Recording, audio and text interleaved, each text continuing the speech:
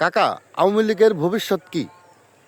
আওয়ামী লীগের ভবিষ্যৎ বলতে আমি যে জিনিসটা মনে করি, আওয়ামী লীগ তো বাংলাদেশের মধ্যে বড় একটা দল।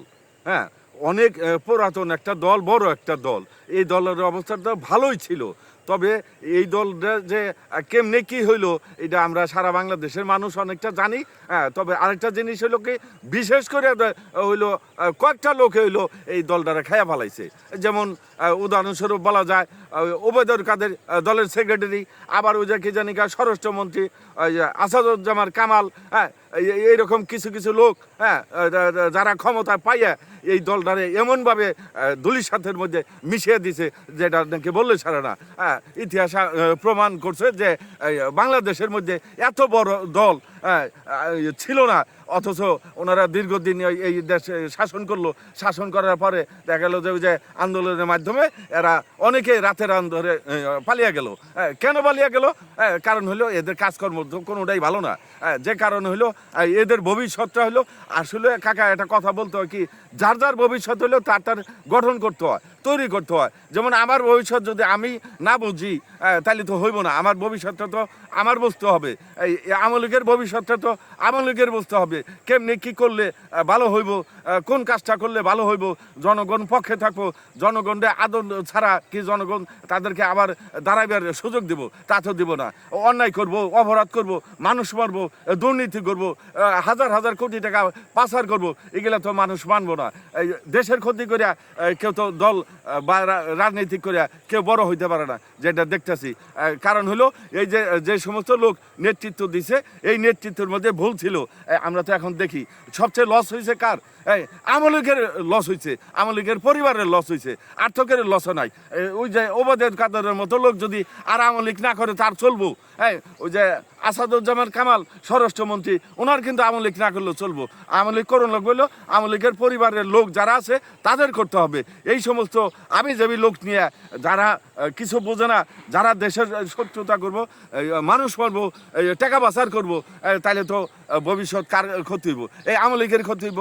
এই আওয়ামী লীগের ক্ষতি তো আওয়ামী লীগ যদি মাইনে নেয়, আমার তো কিছু করে নাই। আর যদি আওয়ামী লীগ যদি বুঝে যে আমার এই লোকের মাধ্যমে আমার ক্ষতি হয়েছে, এই লোক দিয়ে আমার আর চলবো না, আমি নতুন নেতৃত্ব দিয়ে আগামী দিনে জনগণের পাশে থেকে আমি ভালো কিছু করুম। হ্যাঁ, তাইলে আমার মনে হয় যে আগামীতে হয়তো বড় একটা দল, হ্যাঁ, ভালো কিছু করতে পারবো। কারণ এই দেশে তো তাদের নেতাকর্মী অনেক রয়ে গেছে, অথচ কিছু নেতাকর্মী হয়তো ভাইগে গেছে, পালিয়ে গেছে।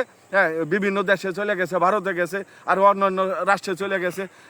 এই সমস্ত লোক দিয়ে তো নেতৃত্ব হবো না। যারা এই দেশে আছে, হ্যাঁ, এরা তো সাধারণ মানুষ।